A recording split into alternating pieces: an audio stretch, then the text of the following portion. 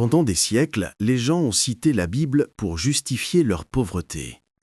Des versets destinés à inspirer la gérance ont été déformés en avertissements contre la réussite. Des écritures écrites pour former le caractère ont été transformées en chaînes qui empêchent les gens de grandir. Et ainsi, génération après génération, les croyants ont appris à craindre la richesse, non pas parce que Dieu l'a condamnée, mais parce que la religion l'a mal interprétée. La Bible n'a jamais dit que l'argent était mauvais. Elle n'a jamais dit que l'ambition était de l'orgueil. Elle n'a jamais dit que la souffrance était la preuve de la foi. En fait, d'Abraham à Salomon, en passant par Lydie, l'Écriture est remplie de personnes qui ont marché intimement avec Dieu et qui ont pourtant prospéré. Pourtant, quelque part entre la chair et le banc, le message a changé. La foi est devenue une raison de se rétrécir, au lieu d'une fondation pour construire. Si vous vous êtes déjà senti coupable de vouloir plus, si vous avez déjà remis en question votre propre succès, ou si l'on vous a enseigné que la prospérité signifiait que vous vous éloignez de Dieu, cette vidéo va vous libérer. Parce que le problème n'a jamais été l'écriture. Le problème a été la façon dont elle a été enseignée. Si vous m'accordez quelques minutes de votre temps, je vais dévoiler 15 façons dont la religion a déformé votre vision de la richesse et vous montrer ce que ces écritures voulaient vraiment dire. Ainsi, vous pourrez arrêter de vous sentir coupable de grandir et commencer à honorer Dieu en maîtrisant ce qu'il a déjà placé entre vos mains. D'accord ? Alors, commençons. Attendez, avant de commencer, laissez-moi clarifier quelque chose. Je ne suis pas ici pour condamner la religion. Je suis ici pour vous aider à recabler votre esprit, afin que la foi même qui était censée vous libérer ne vous maintienne enchaîné. Le problème n'a jamais été Dieu, c'est la façon dont les gens l'ont enseigné.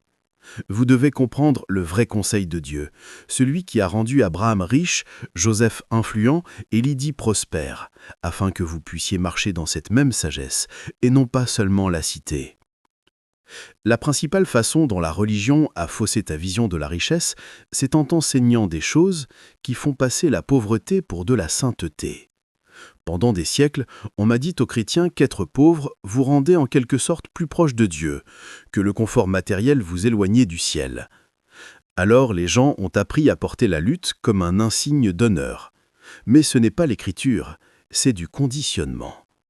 L'idée est venue d'une mauvaise interprétation de versets comme Matthieu 19, 24, où Jésus a dit « Il est plus facile à un chameau de passer par le trou d'une aiguille qu'à un riche d'entrer dans le royaume de Dieu. » Ce verset ne condamnait pas la richesse, il mettait en garde contre l'idolâtrie. Jésus n'était pas en train de dire que les riches ne peuvent pas entrer au ciel. Il disait que ceux qui se confient dans les richesses au lieu de Dieu ne le peuvent. Il y a une différence entre avoir la richesse et être possédé par elle. Mais avec le temps, cet avertissement est devenu une arme.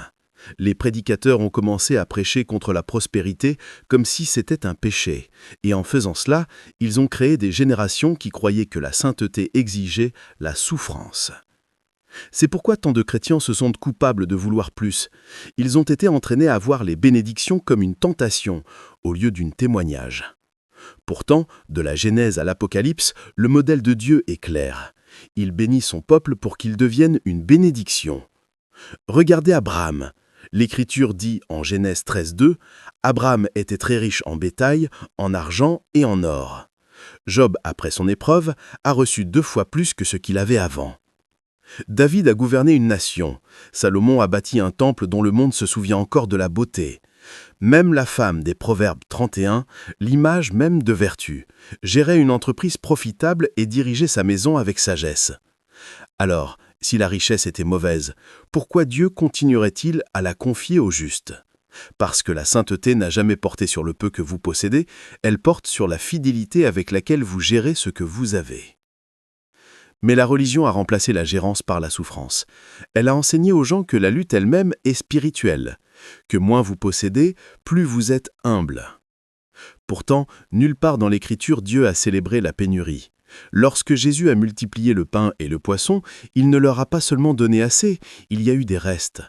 Lorsqu'il a transformé l'eau en vin, ce n'était pas pour montrer la pauvreté, c'était pour montrer l'abondance.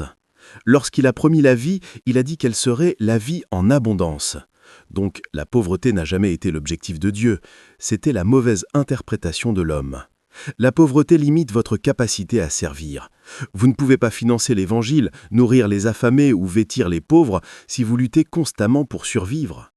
La sainteté n'est pas l'absence de richesse, c'est la discipline d'utiliser la richesse correctement. La vérité, c'est que vous honorez davantage Dieu en construisant avec ce qu'il vous a donné qu'en enterrant par peur.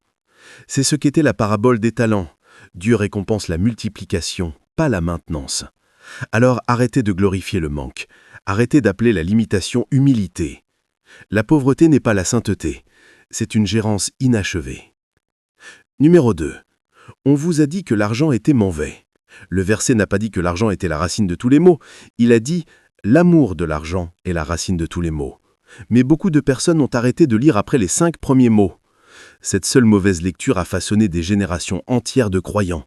Elle a transformé l'argent en un symbole de corruption, de cupidité et de distance de Dieu. Alors qu'en réalité, l'argent est un miroir. Il reflète le cœur de celui qui le détient. Si vous êtes bon, l'argent multiplie votre bonté. Si vous êtes cruel, l'argent multiplie votre cruauté. L'argent ne crée pas le caractère, il l'expose. Mais la religion, dans sa peur de l'excès, a déformé la conversation jusqu'à ce que l'argent devienne le méchant.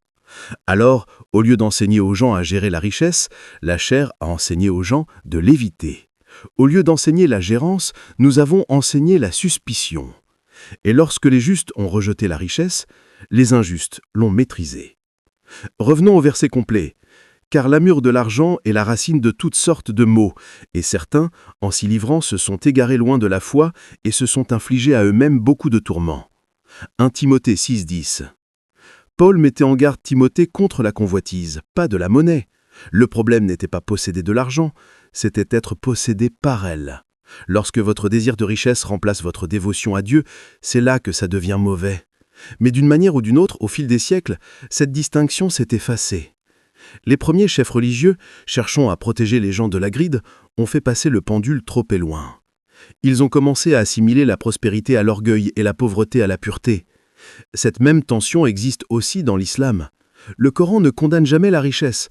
En fait, il enseigne la modération et la générosité.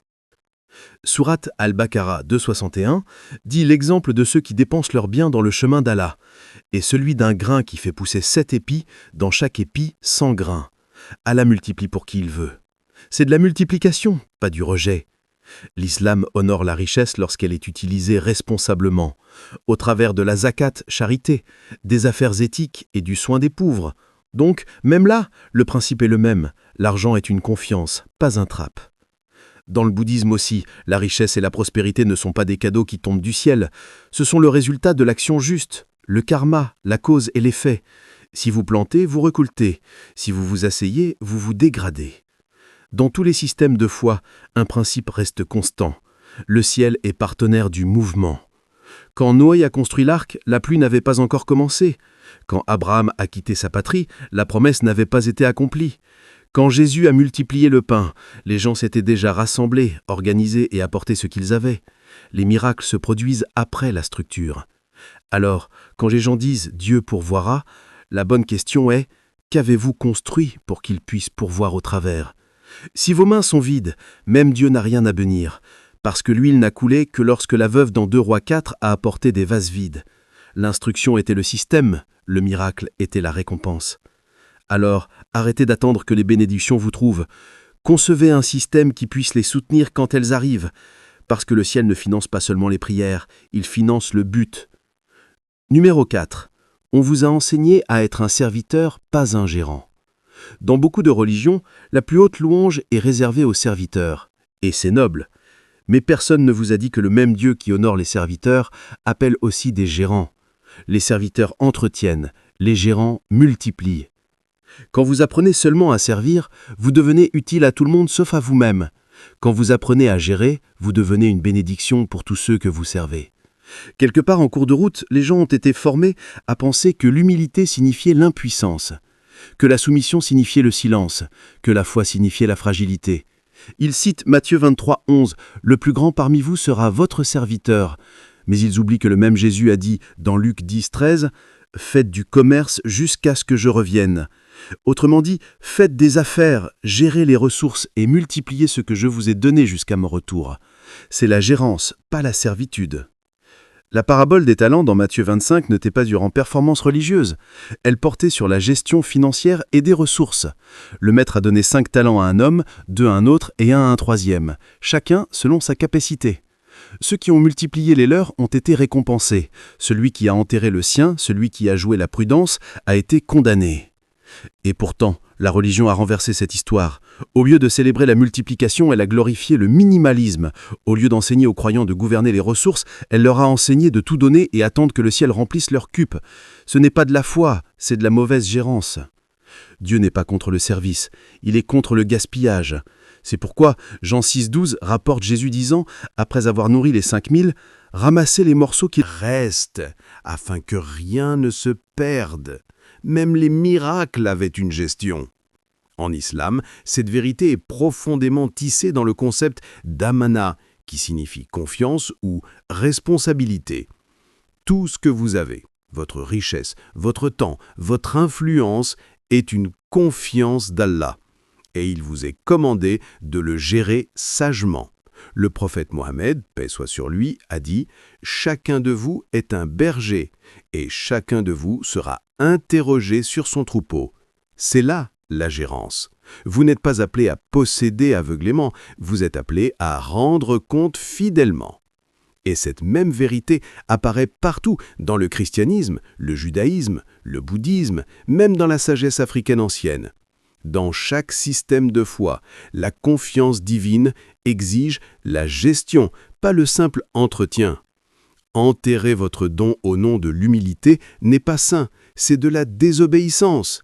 Lorsque la religion vous enseigne à seulement servir, elle vous maintient dépendant. Lorsqu'elle vous enseigne à gérer, elle fait de vous un pilier. La gérance construit la richesse, les systèmes et la durabilité. La servitude sans gérance engendre l'épuisement, la frustration et la dépendance à la vision des autres. C'est pourquoi tant de personnes religieuses travaillent sans relâche, mais ne construisent rien qui leur survive. Ils servent dans des temples, des mosquées et des églises, mais restent dans le désert financier, parce que personne ne leur a appris à multiplier ce qu'ils gèrent. Mais voici la vérité. Dieu ne cherche pas seulement des serviteurs qui adorent, il cherche des gérants qui gouvernent, parce que le royaume n'est pas entretenu par des serviteurs, il est étendu par des gérants. Vous n'êtes pas appelé à seulement polir les sols de la maison du ciel, vous êtes appelé à gérer ces ressources sur terre. Alors, commencez à construire, commencez à gérer, commencez à multiplier, parce que lorsque Dieu voudra régler les comptes, il ne demandera pas combien de temps vous avez servi, il demandera ce que vous avez construit avec ce qu'il a donné. Numéro 5. Vous avez associé la richesse au péché. Pendant des générations, la religion a formé les gens à croire que l'argent et la moralité ne pouvaient pas coexister.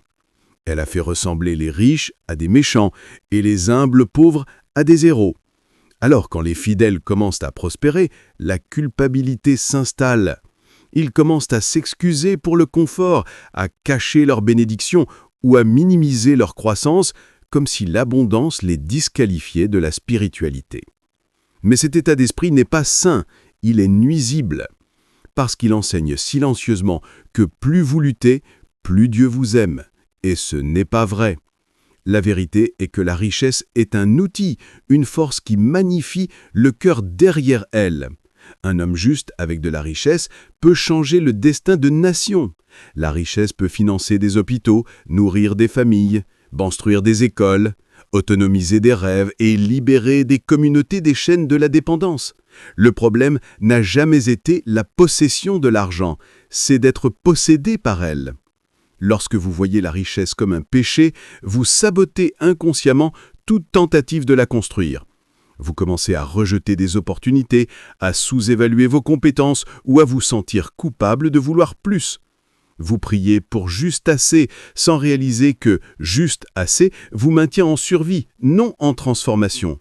Mais imaginez ce qui se passe lorsque la richesse repose dans les mains de personnes qui aiment la justice. Imaginez lorsque des gens avec de l'empathie possèdent des industries, lorsque les hommes et des femmes honnêtes contrôlent les médias, la médecine, l'immobilier et la technologie. Ce n'est pas de l'avidité, c'est de la restauration. Parce que la richesse entre de bonnes mains finance le pur. Vous ne pouvez pas guérir le monde avec des poches vides. Vous ne pouvez pas nourrir les affamés si vous avez constamment faim vous-même. Vous ne pouvez pas libérer les autres alors que vous êtes ensevelis dans les dettes. Les pauvres peuvent avoir de la compassion, mais sans ressources, leur compassion est limitée.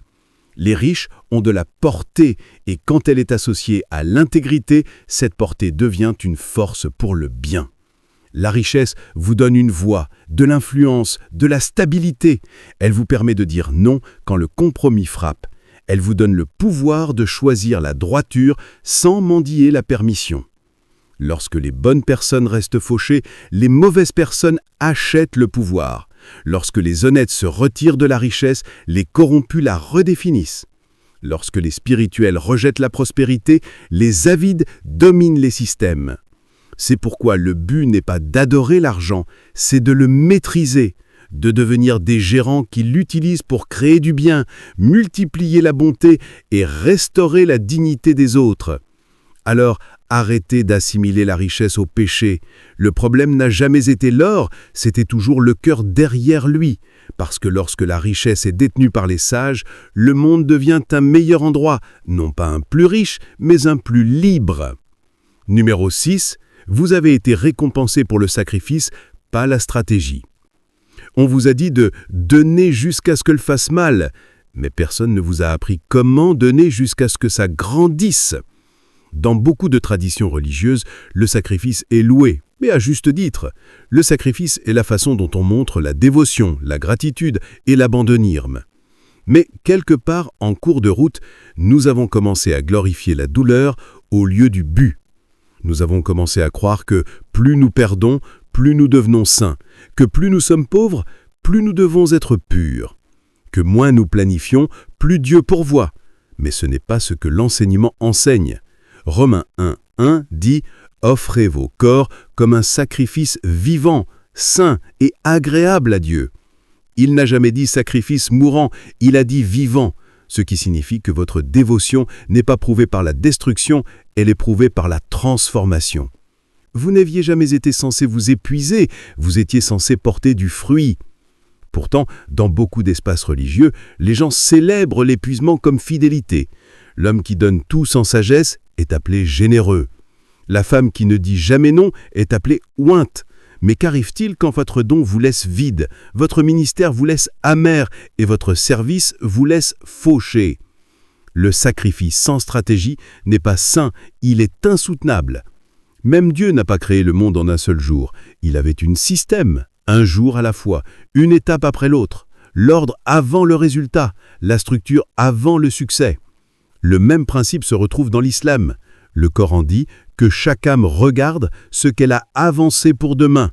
C'est de la stratégie, c'est de la prévoyance, c'est de la gérance, non pas du sacrifice aveugle. La foi n'est pas sur le don inconscient, elle est sur la construction consciente. La Bible renforce cette vérité encore dans Proverbe 21:5. Les projets de l'homme diligent conduisent sûrement à l'abondance, mais celui qui agit avec précipitation n'arrive qu'à la pauvreté. Remarquez, il n'a pas dit les prières du diligent, il a dit plan, parce que le ciel honore la structure autant qu'il honore la sincérité. Jésus lui-même a dit « Lequel de vous, s'il veut bâtir une tour, ne s'assied d'abord pour calculer la dépense ?» Ce n'est pas du doute, c'est de la gouvernance. Compter le coût ne signifie pas que vous manquez de foi, cela signifie que vous respectez le principe de la planification. Dans l'hindouisme, la Bhagavad Gita enseigne que l'excellence en action est le yoga. C'est l'alignement divin par la compétence, non seulement par le sacrifice. C'est le rappel que la spiritualité et la stratégie ne sont pas des opposés, elles sont des partenaires. Si votre sacrifice vous draine, il n'est pas sain, il est mal géré. Si votre don laisse vos enfants affamés, votre sagesse a échoué, pas votre foi. Et si votre dévotion vous maintient fauché pendant que d'autres construisent avec ce que vous avez donné, il est temps de repenser ce que vous appelez obéissance. Le monde ne récompense pas le plus sacrificiel, il récompense le plus stratégique.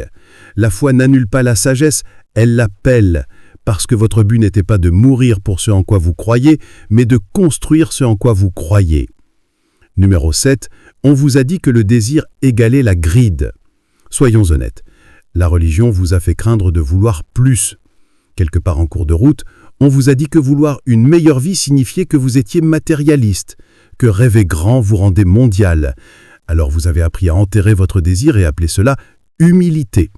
Mais écoutez, le désir n'est pas le problème. Le désir est divin, c'est le carburant qui fait avancer la création. Pensez-y. Toutes choses bonnes qui existent aujourd'hui, des hôpitaux, des écoles, des œuvres de charité, des entreprises qui résolvent des vrais problèmes, tout a commencé par un désir. Quelqu'un voulait quelque chose de meilleur. Il voulait que les gens vivent longtemps, apprennent plus vite ou souffrent moins. Ce n'est pas de l'avidité, c'est de l'ambition divine. Voyez-vous, la gride et le désir ne sont pas la même chose.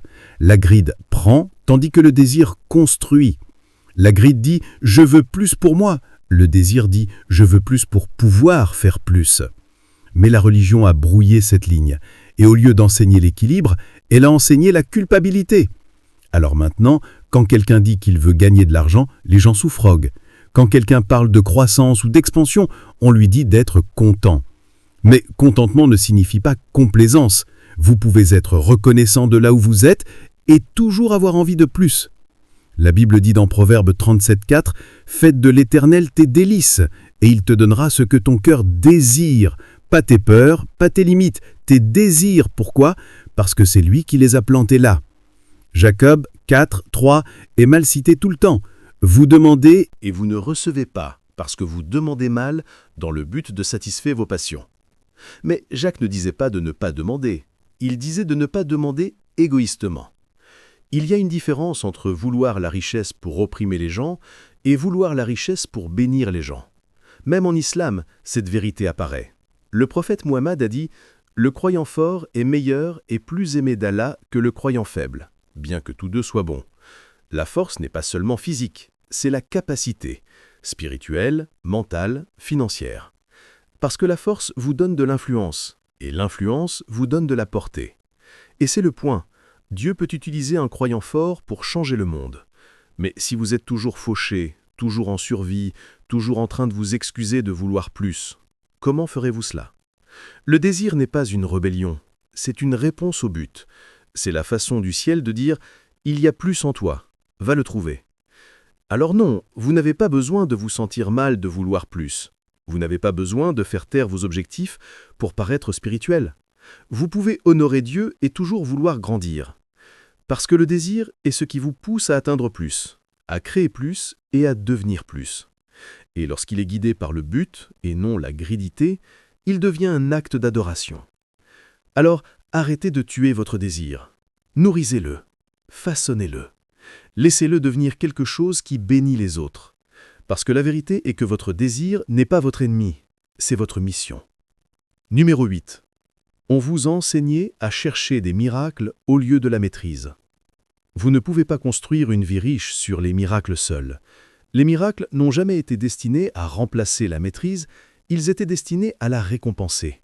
Mais la religion a rendu beaucoup de gens dépendants des raccourcis divins. Au lieu d'apprendre les principes qui produisent des résultats, ils attendent que quelque chose de spectaculaire se produise. Ils traitent Dieu comme une sortie de secours, utile uniquement lorsque la vie prend feu.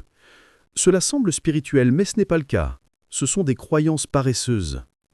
Lorsque vous comptez sur les miracles pour survivre, vous devenez dépendant de l'intervention divine au lieu de l'instruction divine. Vous arrêtez d'étudier, vous arrêtez de vous améliorer et vous commencez à attendre. Attendre que Dieu le fasse tout en refusant de faire votre part. Et avec le temps, cet état d'esprit tue l'initiative.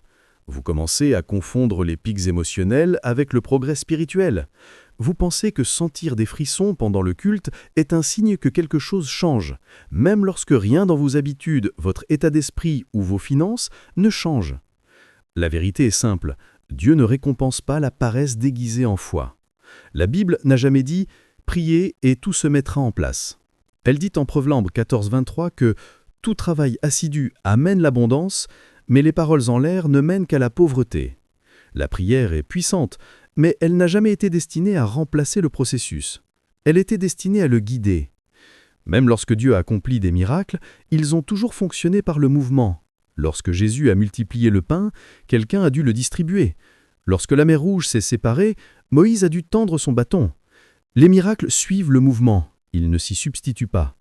Mais la religion moderne enseigne parfois le contraire. Au lieu d'enseigner aux gens à maîtriser les compétences, les systèmes et la gérance, elle les forme à semer une graine et à attendre la récolte.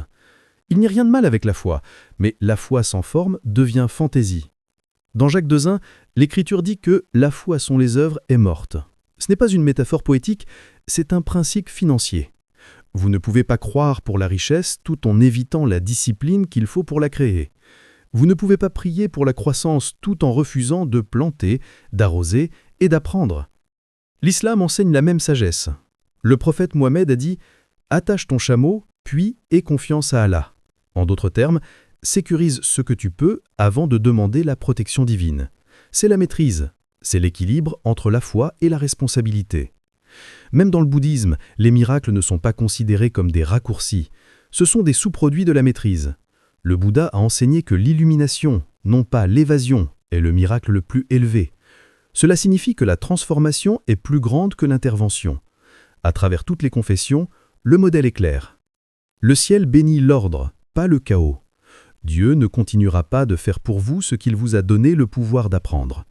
La maîtrise est aussi adoration. Lorsque vous maîtrisez votre travail, votre artisanat, vos finances, vos relations, vous reflétez son excellence.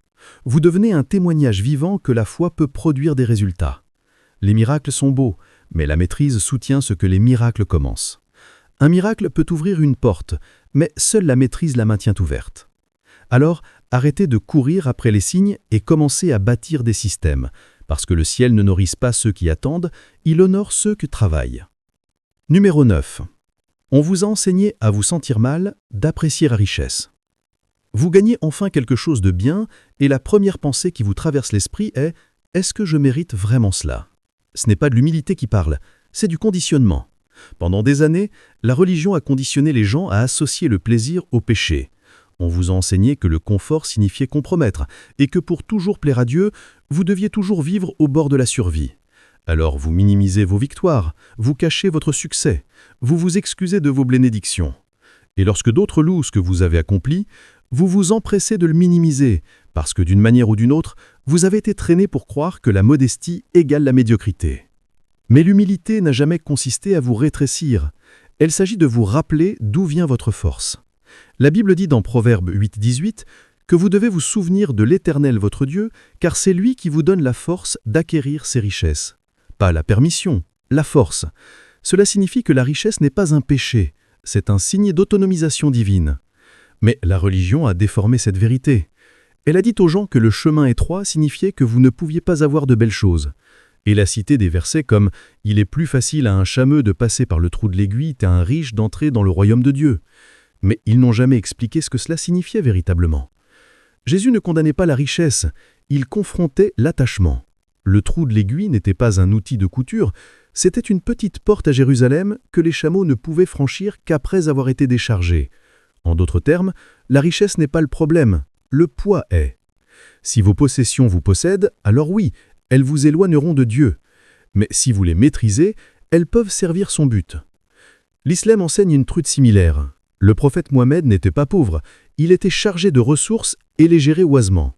Dans un hadith, il a dit « Comme la richesse est excellente entre les mains d'une personne juste ». Remarquez, la richesse n'est pas mauvaise, elle est neutre.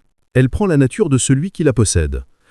Le judaïsme célèbre cet équilibre pour vers. Le Talmud dit « Quand tu manges du travail de tes mains, tu seras heureux et il te sera bien. Le bonheur et la sainteté peuvent coexister. » Alors, d'où vient la culpabilité ? Elle vint de générations de dirigeants qui ont confondu le contrôle avec la conviction. Ils ont réalisé que les gens qui se sentaient coupables de jouir de la vie étaient plus faciles à gouverner. Si vous vous sentez toujours indigne, vous chercherez toujours la permission, même pour des bénédictions que Dieu a déjà approuvées.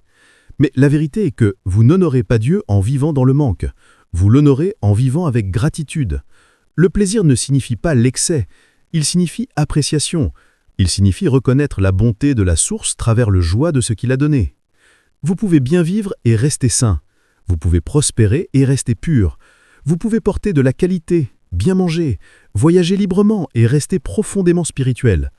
Parce que la pauvreté ne prouve pas la dévotion. Le but le fait.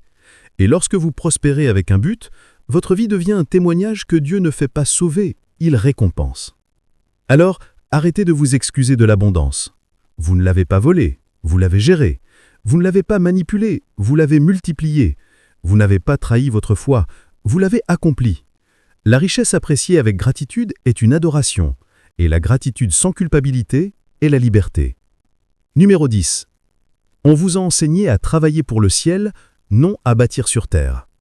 Quelque part en cours de route, les gens ont commencé à croire que la terre n'est qu'une punition temporaire, un endroit à supporter, non à construire. On nous a dit « Ne vous mettez pas trop à l'aise ici, ce monde n'est pas votre maison ». Et bien que ce soit vrai dans un sens spirituel, beaucoup l'ont pris comme une excuse pour négliger le monde entièrement. Ainsi, au lieu de développer leur cité, ils les ont laissés se décomposer. Au lieu de multiplier ce qu'ils avaient, ils l'ont enterré pour le Seigneur. Au lieu d'innovation, ils ont choisi l'indifférence et ont appelé cela sainteté. Mais pensons-y, si Dieu ne se souciait pas de la terre, pourquoi a-t-il placé Adam dans un jardin et non dans une salle de prière? Genèse 2:5 dit « L'Éternel Dieu prit l'homme et le plaça dans le jardin d'Éden pour le cultiver et le garder. » Le cultiver, le garder, c'est de la gérance, non pas la survie ou l'évasion. Dès le début, le plan de Dieu n'était pas que l'homme s'échappe de la terre, mais qu'il l'étende. Quelque part, la religion a inversé cette vérité. Nous avons commencé à glorifier la souffrance, attendant une récompense au ciel, tout en ignorant la responsabilité sur terre. Matthieu 6,19 est une des écritures les plus mal utilisées ici. Il dit « Ne vous amassez pas de trésors sur terre, mais amassez-vous des trésors dans le ciel. » Jésus ne disait pas « Ne bâtissez pas », il disait « Ne bâtissez pas égoïstement ».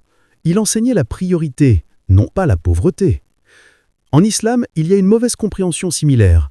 Beaucoup citent « La vie de ce monde n'est que jeu et amusement » et s'arrêtent là. Mais le reste de ce verset rappelle aux croyants que les bonnes actions faites ici sur terre ont une valeur éternelle. L'islam ne condamne pas le travail. En fait, le prophète Mohammed a dit « Les meilleurs d'entre vous sont ceux qui gagnent leur vie par leurs propres efforts ». C'est de la maîtrise, non pas du martyre. Même dans l'hindouisme, la Bhagavad Gita enseigne le karma yoga, la discipline de l'action désintéressée. On ne vous dit pas d'abandonner le monde, mais d'agir au sein de lui avec un but. Chaque fois, lorsqu'elle est étudiée en profondeur, pointe vers la gérance. Mais la religion, lorsqu'elle est dépouillée de la révélation, se transforme en passivité. Les gens commencent à dire des choses comme « ce monde n'est pas mon souci ». Et c'est exactement comme ça que la corruption prospère, parce que les justes se sont désengagés. Les doués ont cessé de créer, les honnêtes ont cessé de diriger, les visionnaires ont cessé de construire. Et le monde est devenu un terrain de jeu pour ceux qui n'avaient aucune intention d'honorer Dieu avec lui. Le ciel n'a pas besoin d'un autre bâtisseur. La terre en a besoin. Votre quartier, votre entreprise, votre nation. C'est votre Éden. Et lorsque vous multipliez ce qui est dans votre main, vous n'êtes pas mondain, vous êtes obéissant. Alors oui, préparez-vous pour le ciel. Mais pendant que vous respirez encore, construisez ici. C'est le véritable test de la foi. Non pas combien de temps vous pouvez endurer, mais à quel point vous pouvez étendre. Numéro 11. On vous a dit que le contentement était égal à la complaisance. Il y a un mensonge dangereux qui a été transmis à travers les générations, que le fait d'être content signifie ne jamais vouloir plus, que si vous rêvez de mieux, vous êtes ingrat, que si vous visez plus haut, vous êtes en quelque sorte tombé dans l'avidité. Et à cause de ce mensonge, beaucoup de bonnes personnes, intelligentes, douées, fidèles, se sont contentées de moins que pour quoi elles ont été créées. Ils ont confondu la stagnation avec la spiritualité. Mais clarifions ceci, le contentement est la paix dans le présent, la complaisance est la peur de l'avenir. Le contentement dit « Je suis reconnaissant pour ce que j'ai, mais je suis ouvert à plus ». La complaisance dit « J'ai peur de vouloir plus parce que je ne veux pas perdre ce que j'ai déjà ». Et la religion a brugné cette ligne. Alors maintenant, les gens restent dans des emplois toxiques et appellent cela la gratitude. Ils arrêtent d'apprendre et appellent cela la patience. Ils font taire leur ambition et appellent cela l'humilité. Mais ce n'est pas ce que l'Écriture enseigne. Philippiens 4:11 est un des versets les plus mal compris dans cette conversation. Paul dit « J'ai appris à être content de l'état où je me trouve ». Beaucoup lisent cela et pensent que Paul disait « Restez où vous êtes ». Mais ce n'est pas ce qu'il voulait dire. Paul ne rejetait pas la croissance, il révélait la force intérieure. Il disait « Peu importe où je suis, j'ai la paix, mais je me presse toujours vers mon but ». Juste 2 chapitres plus tôt, il disait « Je cours vers le but pour remporter le prix de la vocation céleste de Dieu en Jésus-Christ ». Cela ne sonne pas complaisant, cela sonne motivé. Dans l'islam, le Coran valorise aussi l'équilibre. Sourate Arad 13:1 dit « En vérité, Allah ne modifie point l'état d'un peuple tant que les individus qui le composent n'auront pas modifié ce qui est en eux-mêmes. » Cela signifie que la gratitude ne remplace pas l'effort, elle l'alimente. Un cœur reconnaissant n'est pas un cœur larrogneux. Le prophète Mohammed, paix soit sur lui, travaillait, faisait du commerce, dirigeait et construisait. Il ne s'est pas assis en arrière en appelant cela l'abandon. Même dans le bouddhisme, le chemin du milieu t'enseigne le même principe, éviter les extrêmes. Il ne s'agit pas de convoiter sans infini, mais ce n'est pas non plus de rejeter le désir naturel de grandir. Le désir n'est pas mauvais, l'attachement l'est. Il y a une différence.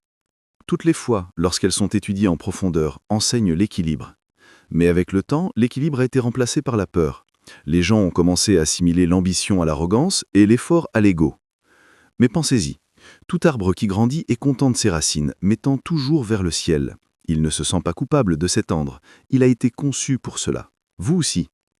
Le contentement, c'est ce qui vous maintient ancré pendant que vous grandissez. C'est la paix qui vous protège de l'avidité, non pas la cage qui vous empêche d'atteindre la grandeur. Alors oui, soyez reconnaissants, appréciez le présent, mais ne vous arrêtez pas là. Le même Dieu qui vous a donné la paix veut que vous soyez productif. Il ne vous a pas donné un esprit à gaspiller ou un don à enterrer. Le véritable contentement dit « Merci pour où je suis et merci pour là où tu m'emmènes ensuite ». Numéro 12. On vous a dit que la souffrance était preuve de foi. Et quelque part en cours de route, la foi et la souffrance sont devenues de meilleurs amis. Et c'est une tragédie. On a dit aux gens, si vous traversez la douleur, cela signifie que Dieu vous teste. Et bien que cela puisse être vrai parfois, ce n'est pas toujours le cas. Toute difficulté n'est pas divine. Certaines sont simplement le résultat de mauvaises décisions, de mauvais systèmes ou d'une réticence à changer. Mais la religion a enseigné à beaucoup que plus vous souffrez, plus vous êtes saint. Que si vous êtes fauché, le cœur brisé ou constamment en difficulté, cela prouve simplement votre dévotion. Alors les gens ont appris à supporter tout, des environnements toxiques, un stress financier, une négligence émotionnelle, et ont appelé cela la foi. Soyons honnêtes, ce n'est pas de la sainteté, c'est du conditionnement. Nulle part dans l'Écriture, Dieu n'assimile la misère à la maturité.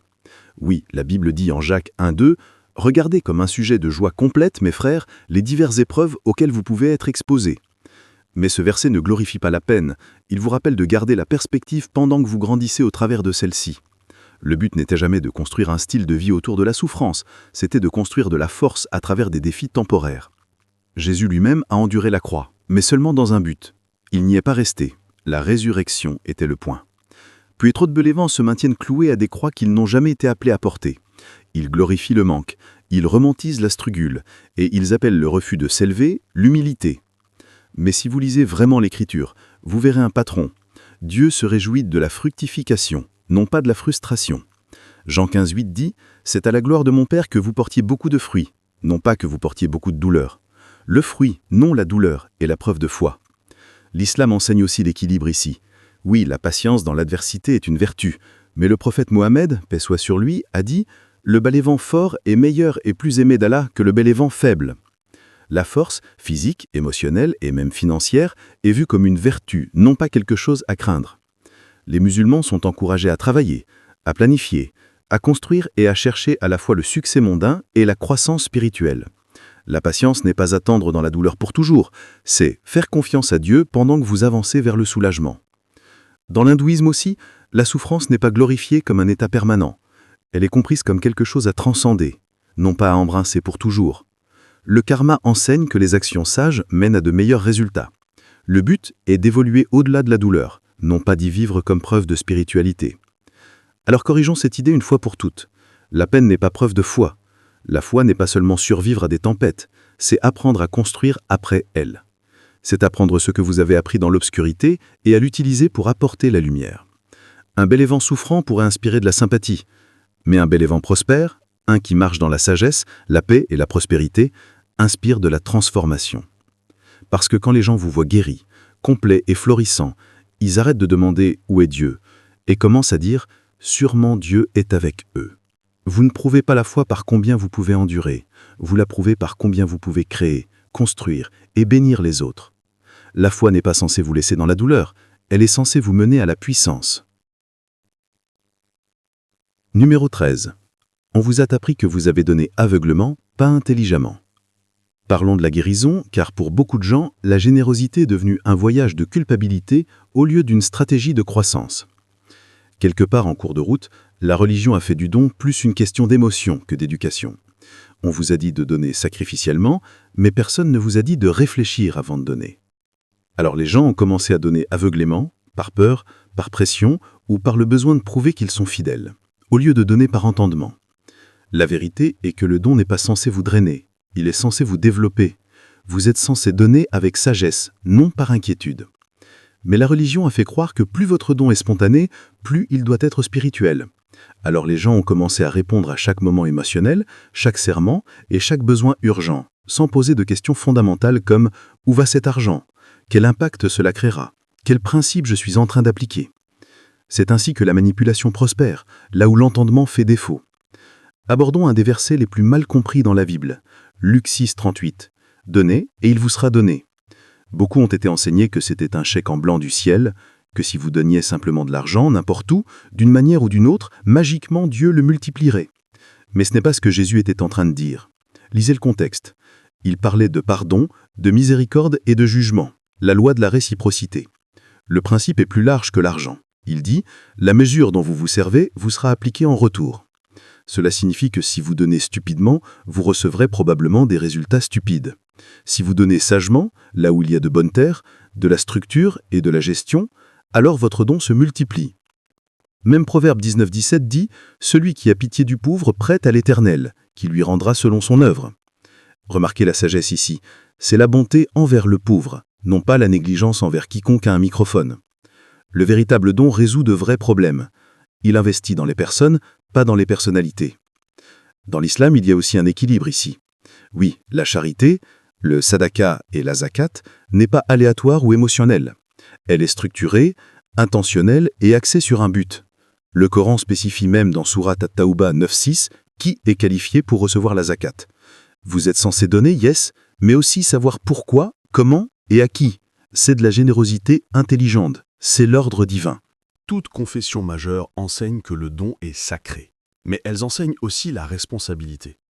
Dans le bouddhisme, dana, la générosité, est l'une des plus hautes vertus, mais elle n'est jamais aveugle. Il s'agit de donner d'une manière qui mène à moins de souffrance, pas plus.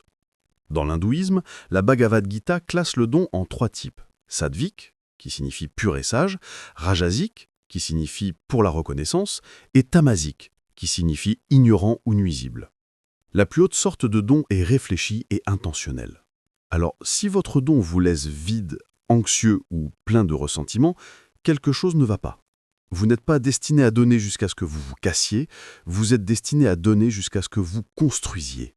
Le don intelligent multiplie, le don aveugle épuise. Alors avant de donner la prochaine fois, faites une pause et demandez « Cette graine va-t-elle dans de la terre ou dans du sable ?» Parce que la terre multiplie, le sable avale. Dieu ne demande pas d'émotion téméraire, il demande une dévotion responsable. C'est ainsi que fonctionne la vraie générosité. Elle ne fait pas que bénir les autres, elle vous soutient aussi.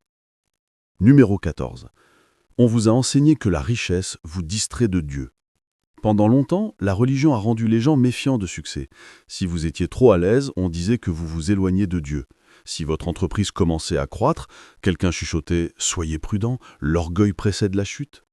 Alors les gens ont appris à minimiser leur réussite, à tamiser leur lumière et à s'excuser pour les bénédictions même pour lesquelles ils avaient prié autrefois. Mais voici la vérité, la richesse ne vous éloigne pas de Dieu, l'orgueil le fait. Et l'orgueil n'a pas besoin d'argent pour prospérer, vous pouvez être fauché et toujours être orgueilleux. Le problème n'est pas la prospérité, c'est la perspective. Lorsque vous oubliez qui vous a donné la capacité de produire de la richesse, c'est là que cela devient dangereux. Mais si vous comprenez que votre richesse est une confiance, un outil, une responsabilité, Alors l'abondance vous rapproche de Dieu et non vous en éloigne. Le verset biblique le plus souvent utilisé pour faire honte à la richesse est Matthieu 19, 24. Ce verset a été armé pendant des siècles, comme si Jésus disait « Les riches ne peuvent pas aller au ciel ». Mais il ne condamnait pas la richesse, il exposait l'attachement. L'homme dans cette histoire aimait plus ses possessions que Dieu. Son cœur était esclave de ses affaires. C'est à cela que Jésus s'adressait, non la possession de la richesse, mais lorsque la richesse vous possède. Parce que si la richesse était intrinsèquement mauvaise, pourquoi Dieu a-t-il béni Abraham, Isaac, Jacob, David et Salomon avec elle? Pourquoi Proverbe 10, 22 dit « C'est la bénédiction de l'Éternel qui enrichit et il ne la fait suivre d'aucun chagrin ». Si les richesses étaient une malédiction, ce verset n'aurait aucun sens. La différence est toujours dans le cœur. L'islam enseigne le même équilibre. Le Coran ne condamne pas la richesse, il condamne l'arrogance. Dans Sourate Al-Qasas, 28-77, il est dit « Et recherche à travers ce que Allah t'a donné la demeure dernière, et n'oublie pas ta part en ce monde ». C'est le divin équilibre, concentration spirituelle sans négliger la responsabilité matérielle. Le prophète Mohammed, paix sur lui, a été clair, la richesse n'est pas l'ennemi, l'avidité l'est. Même dans le bouddhisme, le problème est l'attachement, non l'abondance. La voie du milieu ne vous appelle pas à la pauvreté, elle vous appelle à la discipline. Avoir la richesse, mais ne pas laisser cette richesse vous avoir. Alors pourquoi tant de croyants craignent-ils l'abondance? Parce qu'il leur ont été dit que la sainteté et le bonheur ne peuvent pas coexister. Que pour être proche de Dieu, vous deviez rester petit, souffrir et constamment vous sacrifier. Mais si votre foi ne peut survivre au succès, alors quel genre de foi est ça là? Une fragile, construite sur la peur, pas sur la vérité? La richesse ne vous éloigne pas de Dieu, elle amplifie votre gestion. Elle vous donne les ressources pour bâtir des écoles, financer des missions, nourrir des nations et transformer des communautés. Elle vous donne de la portée, et la portée est comment vous influencer le monde pour le bien. Le but n'est pas de choisir entre Dieu et l'or, le but est de maîtriser les deux, de gouverner l'or sans perdre Dieu. Parce que le vrai danger n'est pas d'avoir trop, c'est d'oublier pourquoi vous l'avez. Numéro 15. On vous a enseigné que prier pour de la richesse au lieu d'en grandir. C'est la torsion finale et peut-être la plus importante. On vous a appris à demander de la richesse, pas à grandir dedans. On vous a appris que si vous priez assez fort, jeûnez assez longtemps ou semez assez gros, les cieux déverseraient de l'argent comme de la pluie. Mais voici la vérité inconfortable. La prière ne remplace pas la préparation. Vous ne pouvez pas prier pour obtenir ce que vous refusez de devenir. Pensez-y. Les gens prient pour une plus grande maison, mais ne développent jamais la discipline pour en maintenir une. Ils prient pour une entreprise prospère, mais n'étudient jamais le leadership, le marketing ou la gestion. Ils demandent des millions, mais vivent avec l'état d'esprit de quelqu'un qui ne peut pas gérer des centaines. Ce n'est pas de la foi, c'est de la fantaisie. La foi n'a jamais été destinée à remplacer le travail, elle était destinée à le motiver. La Bible dit dans Jacques 2, 26, « La foi sans les œuvres est morte ». Mais beaucoup ont été enseignés à traiter la foi comme de la magie, à attendre des miracles là où la maîtrise était requise. Il cite Matthieu 7,7, « Demandez et l'on vous donnera », mais oubliez que demander n'était que le début. Juste après demander vient chercher, et juste après chercher vient frapper. Chaque étape exige du mouvement, de la croissance et de la persistance. En d'autres termes, vous ne demandez pas seulement une récolte, vous la plantez, vous l'arrosez et vous la cultivez. C'est un partenariat, pas de la passivité. Même Proverbe 24-27 dit « Prépare tes travaux dehors, mets tout en état dans ton champ, et après cela bâtis ta maison ». La préparation précède toujours la prospérité. Dieu ne déverse pas l'abondance dans des gens qui n'ont pas de structure pour la soutenir. En islam, le principe est le même. Le prophète Mohammed, paix sur lui, a dit « Attache ton chameau et ensuite fais confiance à Allah ». Cela signifie que vous faites votre part de travail, vous planifiez, vous vous préparez, vous agissez, vous faites confiance en Dieu pour le résultat. La foi n'est pas une échappatoire en la responsabilité, c'est le courage d'y faire face avec sagesse et patience. À travers les traditions, judaïsme, hindouisme, bouddhisme, vous trouverez le même fil. La bénédiction exige de devenir. La Bhagavad Gita hindouiste enseigne que vous avez un droit à vos actions, mais jamais à leurs fruits. Ce qui signifie, faites votre travail diligemment, le résultat suivra. Même dans la spiritualité africaine, les anciens disent souvent, vous ne vous élevez pas au niveau de vos prières, vous vous élevez au niveau de votre préparation. Alors quand les gens disent « j'ai prié pour la richesse pendant des années », la question n'est pas combien de temps vous avez prié, c'est combien vous avez grandi. Avez-vous développé l'état d'esprit, les habitudes et les systèmes que la richesse exige? Parce que l'argent ne vous change pas, il vous révèle. Si vous manquez de discipline lorsque vous êtes fauché, plus d'argent amplifiera ce désordre. Si vous êtes négligent avec peu, vous vous écroulerez sous beaucoup. La richesse ne vient pas à ceux qui prient, elle vient à ceux qui sont préparés. La foi peut ouvrir la porte, mais la sagesse s'y franchit. Arrêtez de demander à être béni, commencez à bâtir pour être digne de confiance. Parce que Dieu ne donne pas la richesse aux gens qui la veulent, il la donne aux gens qui peuvent la gérer. Laissez-moi conclure par ceci. La religion n'a jamais été destinée à vous maintenir pauvre, elle était destinée à guider votre pouvoir. Mais avec le temps, la peur de l'homme a déformé l'intention de Dieu. Il est temps de désapprendre la culpabilité. Il est temps de repenser les enseignements qui vous ont dressé contre votre propre croissance. Parce que lorsque vous comprenez bien l'argent, spirituellement et pratiquement, vous cessez d'être un bardeau et vous commencez à être une bénédiction. Vous avez vu comment la religion a façonné votre vision de l'argent. Maintenant, je veux entendre la vôtre. Quel bien sur la richesse êtes-vous en train de désapprendre aujourd'hui ? Vous avez commencé le voyage de renouvellement de votre esprit sur la richesse. Maintenant, aidez quelqu'un d'autre à commencer le sien. Abonnez-vous, aimez et partagez, car chaque fois que vous le faites, ce message atteint une autre personne qui est prête à la liberté. Restez vigilants.